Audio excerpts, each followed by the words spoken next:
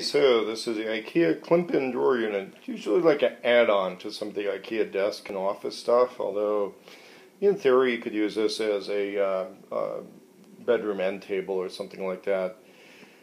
Kitchen use might be pushing it, but it's generally office, living room, white finish type furniture, moderately priced in the Ikea lineup. We'll show you how this thing goes together.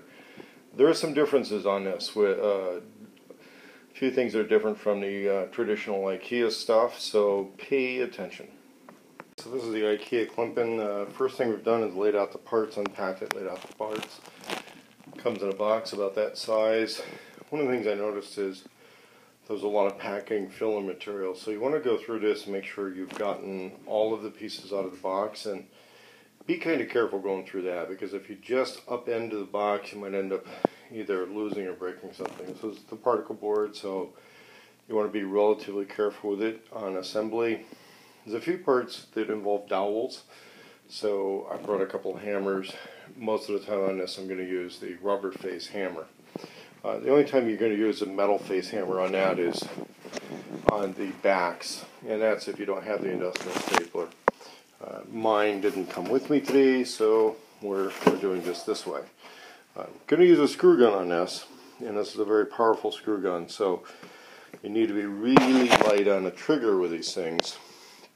Have a lot of trigger control on them. Other than that, I would say, use nothing larger than like a power screwdriver or something like that. But I have a lot of experience with these, so I'll use a screw gun, but be really light on the trigger. You want to have some space to kind of spread out and set up, and of course, the more space you have to spread out, the merrier to a certain extent, and that's what will allow the assembly to go a little bit quicker. Okay, so here's something where you want to keep an eye on things and make sure that the orientation stays correct on the pieces you're dealing with. Now these are the two sides, and you'll see that slot across there. I believe that's what ends up in the back, the way the back goes onto this particular type of piece. I had to take all the drawer rails off of their little packaging, kind of unpack them, and what we're looking for on this is the flat sided ones. The ones that are kind of that, kind of vaguely the Z shape. Those are what goes on the drawers.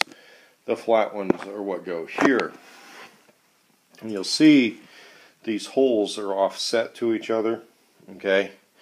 So what we're after on these is this hole here, that hole here. The reason for this shape, you'll notice that kind of kinks a little toward the back. That's what makes the drawer stay closed. Okay? It's not a straight rail. It kind of kinks a little, angles a little to the back so that it stays closed on its own. The wheels go low into the front. It's pretty standard on Ikea drawers.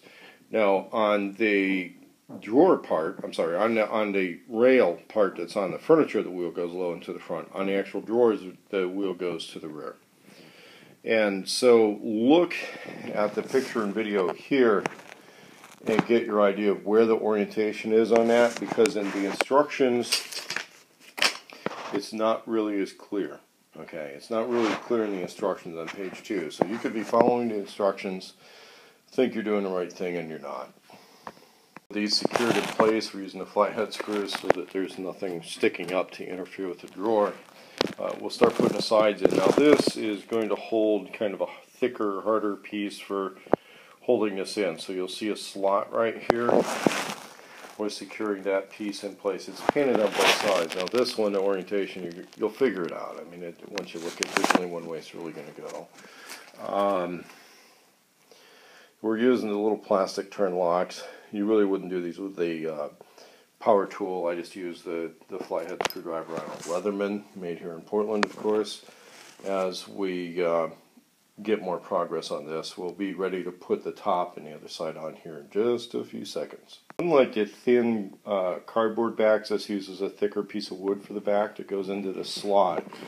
You'll see that it's finished on both sides. If one side ever got any kind of scratches in it, just make that the inside. Okay, so this goes in here. The way the top goes, they want these little relief cuts. You see those little relief cuts? Those are going to be toward the top. and that's because they kind of go into those little slots but not up to the edges. So you want to look out for that. You just kind of put this into the slots. It becomes semi-structural once we do that.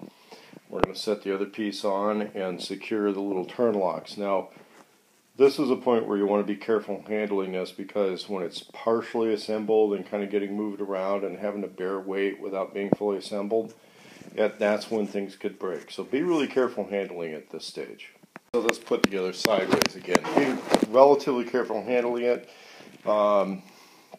As if I were just to pick up on that end, it would break something. Also, we are using the plastic turn locks in some of these structural points. A lot of times in the older furniture, those plastic turn locks would only be used on drawers. It wouldn't very often be used on the furniture itself, and you'd have metal ones on there. In fact, these little dished out areas are a little thicker, a little deeper, as if they were going to use metal. So if you have an Ikea store nearby, and you can get some of the metal ones in the spare parts bins, and you want to use them, they're all the same diameter. And you find some that are slightly deeper, like a little bit thicker, that's fine. Okay, if you want to substitute in some metal ones, if you got them laying around, it might make the furniture a little bit stronger, but I think we're still going to be okay. So next, I'm going to very carefully stand this up and get the top on. So getting the turn locks in for the top, this takes 4 turn locks and 6 dowels. The turn locks are going to be what holds it, structurally. The thing is, you got to be really careful that when you're handling this before it's been assembled, see, there's nothing really holding this in until we put the top on. So if you're moving it around by like grabbing this part, that's what could break things. Be very careful not to do that. You'll look that your dowel holes and your turn lock holes look about the same size here, but on the parts where you attach them, the dowel holes are usually slightly larger. That's your clue, okay? The ones that these little threads cut into are slightly smaller. That's your other clue. And we'll have the top on soon. We've got the dowels in. Remember, we had those little slightly dished out parts, so the middle sticks up higher, so it interfaces with this, but realize those cuts don't go all the way to the edge. So, I want to be careful not to scratch anything. As I'm holding the camera to do this, we get the turn locks lined up and where the hole they're going to go. And very gently make sure that we're on all the holes that we want to be on. Very gently. You're not hammering, you're not banging, you're pressing. Okay, we're going to press all this until it kind of contacts in. We go inside, we take a look. See, we need to press it in a little more. I'll set the camera down, kind of secure these down. And then it's a little tricky, but I'm going to lean this back and then put the turn locks in where I can reach it. You can see how that's not incredibly tight in the bottom, and that turn lock kind of sticks pretty far into that hole. So we're going to get the screwdriver lined up in that slot. The IKEA instructions show a pretty narrow screwdriver. I would use the widest screwdriver you can fit in that slot, and as we tighten it, we want to see that gap close. Okay, and we saw that gap close as they tightened it. Now, again, if you were to substitute out the metal ones, I think you'd be doing things a little better, but you pretty much would have to grab those from an IKEA store. And we're going to do this, I'm doing this gently with a hand screwdriver, not a power tool.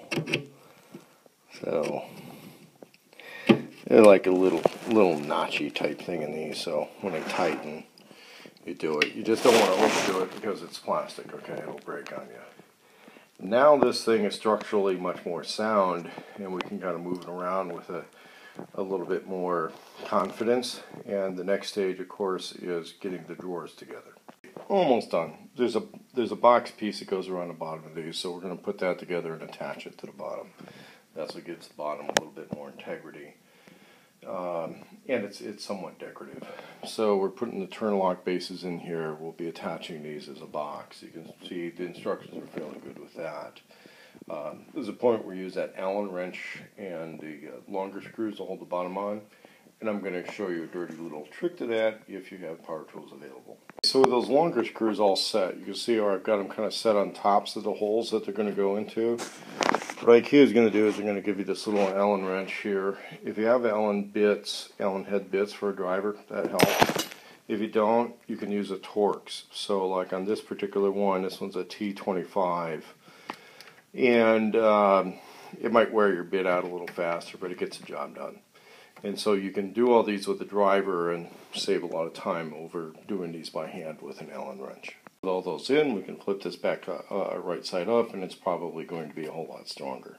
So these drawers are a little different from some of the other Ikea stuff you've seen. Not majorly different, but a little different. One of your main structural starting points is going to be the front of a drawer. This slots on the bottom, which is what will hold the drawer bottom. Now, on these drawer bottoms, sometimes both sides are finished, sometimes one is not. On this, so we've got the white finished side and the cardboard unfinished side. Cardboard unfinished side will go down and out of view, right? So we're putting these pegs on. The drawer sides, interestingly enough, are the same top and bottom. So you end up with some holes that you're not going to use. They simply put the rail holes on both top and bottom, which is kind of interesting. So as we put this together, now the holes go to the outside, not the inside. And so we stick that on, but apart from that, it doesn't really matter what's right or left. Now this is the back. You see that little double set up and there's no holes there. So that's how that goes. And of course turn locks will hold it, but not super strong. It's not really going to get strong until you've got the drawer rails on holding everything else. At the back, that's the plastic little one-way things, and there's no slot here. Notice there's no slot here for those to go in. That's these. Now, once you pound these in, that's a one-way thing. And when you pound them, don't use a metal face hammer, just use a rubber mallet. You can't really press these without some kind of special jig or fixture. You pretty much got to hammer these in. But it's one of the danger points where things could crack or break. So we get the front together. We're going to be holding the bottom in as we get some other parts on. And then we have to be very careful when we get that back, again, because there's no slot when we're holding this together. I'll show you how we do that. This works with the camera in one hand. Pardon now, you see how that's slotted? I have to engage that slot. See that? We're engaging that slot. We're sliding this back. We're having to hold that in. Now this is the part where it takes two hands, and it doesn't hurt to have extra people. We set this on the ground, not on the other table, to hammer that stuff. Because we're going to have to hammer this, we'll hammer that one end, we carefully flip it over, hammer the other. This is where things can really get jackwared. It's almost like a two-person operation. Not that it's hard, but it's tricky. Once we have those on there, it's not all that secure, and I'll show you what I mean. See that piece in the back wants to jump around a little. Now once that goes flush, and that's a little different from older designs. And so then you can see this thing's still not super secure as we're getting these parts in. In fact, you can almost do it without this piece on there to get all of this lined up. So we set a couple of these in here and brace it. Very gently get those started. Now once it's flush, it's flush. We're going to get these turn locks on here. We're going to get that all kind of shored up. Now once that's kind of shored up, once you put these rails in, again, the wheel to the rear, then that's pretty much it. The only thing left is that front piece. That's these right here. The machine put it on the inside. So these, where'd it go? There's not very many of them. These are the screws for that part. And that's pretty much how that goes. Okay, so there we are, all done. Hopefully the drawer part wasn't confusing you too much. And if you have some questions about that, feel free to ask in the comment section below. But there it is, all done.